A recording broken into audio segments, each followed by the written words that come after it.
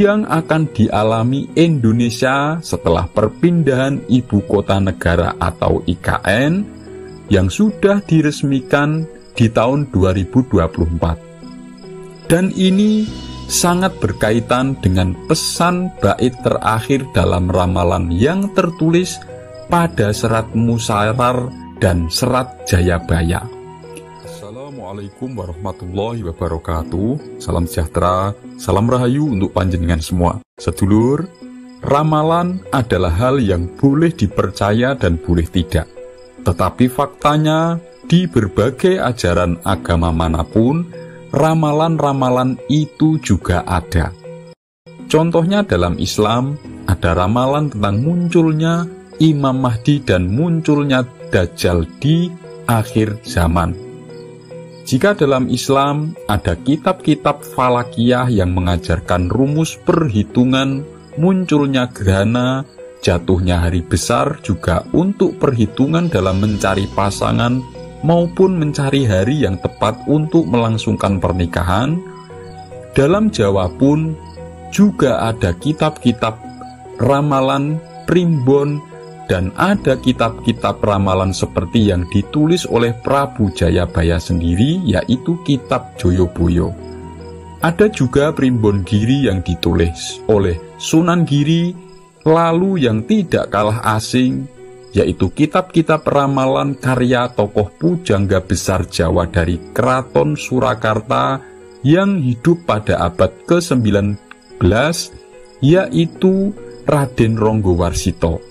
Seperti serat Kalatida, serat Sabdatama, lalu serat Musyarar, juga serat Jayabaya, yang isinya itu meramalkan tentang kondisi sosial, politik, moral, bahkan tentang masa depan Nusantara yang ada kaitannya dengan nasib yang akan dialami Indonesia setelah perpindahan ibu kota negara atau IKN yang sudah diresmikan di tahun 2024. Dan ini sangat berkaitan dengan pesan bait terakhir dalam ramalan yang tertulis pada serat Musyarar dan serat Jayabaya.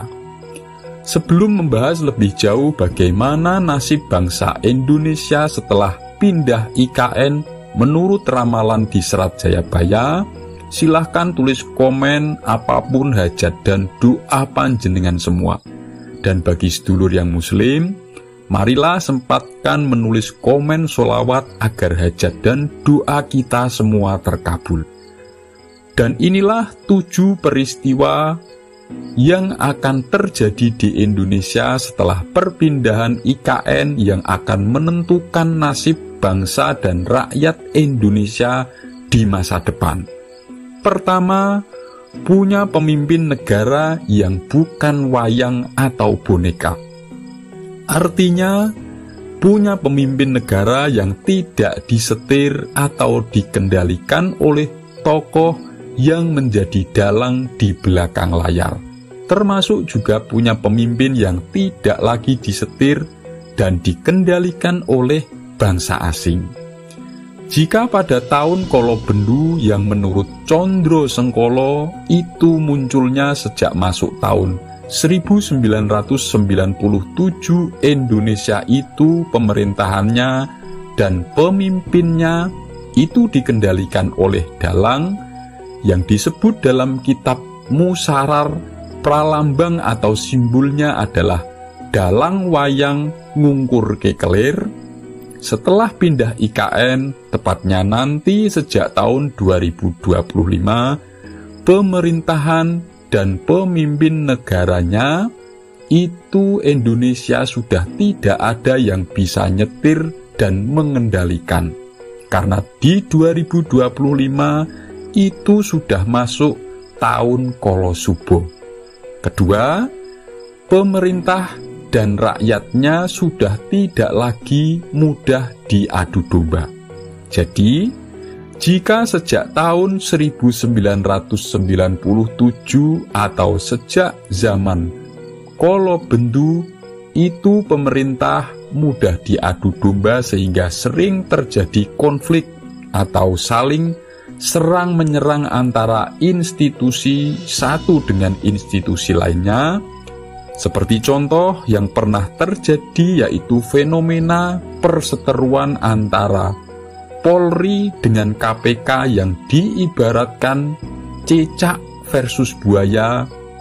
Lalu rakyat juga mudah diprovokasi sehingga pada waktu itu mudah bentrok antara kelompok satu dengan yang lainnya yang menurut Serat Jayabaya itu pralambangnya atau isyarat kejadiannya adalah jago tarung ing jero kurungan atau ayam jago yang bertarung dalam kandang sendiri, yang artinya adalah bangsa ini mudah bertengkar dan mudah diadu domba dengan sesama bangsanya sendiri.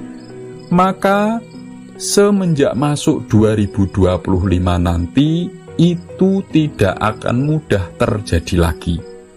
Yang ketiga, rakyatnya mulai tersenyum, yang artinya segala hal yang sejak zaman Kolo Bendu atau sejak tahun 1997 itu membuat masyarakat kesusahan, kesulitan, membuat masyarakat menjerit dan menangis sedih, seperti contoh sulitnya perekonomian, sulitnya mendapatkan pelayanan negara karena berbagai macam penyebab, seperti contoh layanan kesehatan, pendidikan, dan lain-lain, yang ini diisyaratkan di Serat Jayabaya dengan kalimat sing nonton podo nangis, atau para penonton wayang yang menangis melihat pertunjukan. Nanti setelah pergantian pemimpin baru, setelah pindah IKN dan masuk di 2025, maka yang terjadi adalah sebaliknya. Itu karena adanya sistem tatanan yang baru, sistem digital yang akan mempersulit gerak aparat dan institusi pemerintahan, yang mempersulit pelayanan bagi masyarakat, termasuk yang berisiko pada tindak korupsi. Lalu yang keempat, perlahan kembali pada jati diri dan kebudayaan bangsanya sendiri. Artinya, jika semenjak reformasi itu masyarakat bawah hingga para petinggi negara cenderung terbawa dengan budaya dari negara asing, seperti ikut-ikutan dengan gaya hidup atau budaya yang kebarat-baratan atau budaya yang kearab-araban, dan meninggalkan keluhuran budaya yang diwariskan nenek moyang bangsa Nusantara sendiri, nanti setelah pindah IKN dan masuk ke 2025, maka bangsa ini akan perlahan kembali pada keluhuran adat dan budayanya sendiri. Kelima, terbelahnya Pulau Jawa. Artinya, bukanlah pulaunya yang terbelah menjadi dua, tetapi karena Jawa sudah begitu padatnya, maka dengan adanya perpindahan ibu kota ini nanti akan muncul pemerataan dari segi ekonomi, pembangunan, dan lain-lain. Sehingga nantinya banyak sebagian orang Jawa yang akan pindah meninggalkan Pulau Jawa dan menetap di Pulau Kalimantan. Yang keenam, semakin tertatanya penegakan hukum dan ketahanan pangan, yang kedua-duanya itu adalah fondasi utama menuju zaman kemakmuran dan ketentraman, atau menuju perpindahan masuk ke zaman Kolosubo, yang gerbangnya adalah tahun 2025 dan ditandai dengan pindahnya ibu kota negara.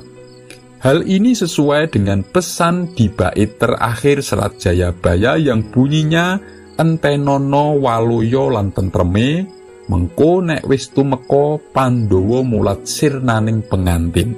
Artinya, tunggulah zaman kemakmuran dan ketentraman di tahun 2025. Jadi kalimat Pandhawa mulat sirnaning penganten itu dalam Condro Sengkolo adalah kode dari angka 2025. Pandowo artinya 5, mulat itu melihat atau kedua mata yang berarti 2, sirno itu hilang artinya 0, temanten adalah pengantin atau sepasang yang bermakna angka 2, artinya 5202 dibalik menjadi 2025. Artinya menuju kemakmuran, ini nanti akan diawali dengan tertatanya penegakan hukum dan ketahanan pangan atau diperhatikannya bidang pertanian.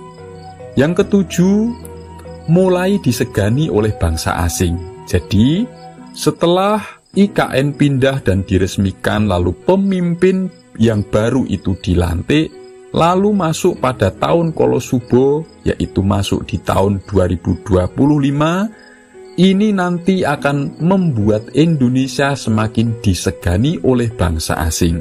Dan ramalan tersebut sudah mulai terbukti tanda-tandanya, karena arti makna di balik kata Kolosubo adalah alembono, yaitu menjadi diakui, dihormati karena kemakmuran dan kesejahteraannya.